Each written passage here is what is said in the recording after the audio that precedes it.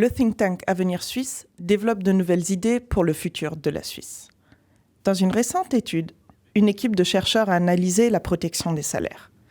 Pour en savoir plus, nous leur avons posé 5 questions.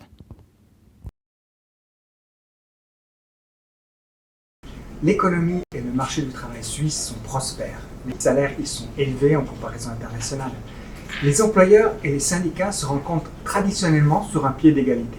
Mais depuis quelque temps, les fronts se durcissent et on intervient de plus belle sur le marché du travail au nom de la protection salariale. La formation des salaires est en Suisse toujours plus politisée. Nous le voyons bien en cette période de négociation salariale placée sur le signe de l'inflation.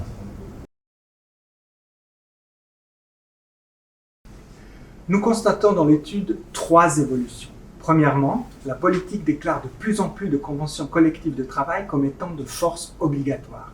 Cela signifie que les dispositions salariales réglées par les conventions s'appliquent automatiquement à tous les employeurs et à tous les employés d'une branche.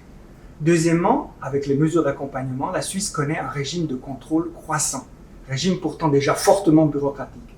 Dans le cadre des relations avec l'UE, un renforcement de ces mesures est même exigé. Et troisièmement, ces dernières années, plusieurs cantons ont introduit un salaire minimum obligatoire. Nous sommes convaincus que les salaires élevés en Suisse et le taux d'emploi au plus haut niveau ne sont pas la conséquence de la protection des salaires. Au contraire, une protection salariale trop forte rendrait le marché du travail moins flexible et saperait à long terme le partenariat social avec des conséquences négatives et pour l'emploi et les salaires. En fait, comme nous le montrons dans l'étude, surtout pour les bas salaires.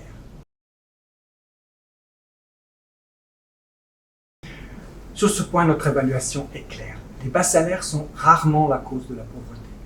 9 personnes touchées par la pauvreté sur 10 n'exercent pas d'activité professionnelle ou bien seulement à temps partiel. De plus, on trouve aussi fréquemment une personne gagnant un bas salaire dans les 20% des ménages aux revenus plus élevés que dans les 20% de ceux aux revenus les plus bas.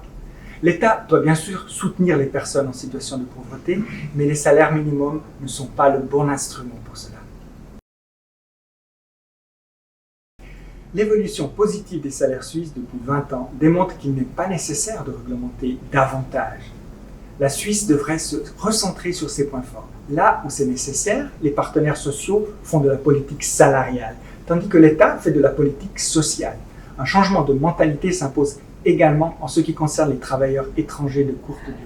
En ces temps de pénurie de main-d'œuvre, ils doivent être considérés comme une chance et non comme un danger pour le marché du travail suisse.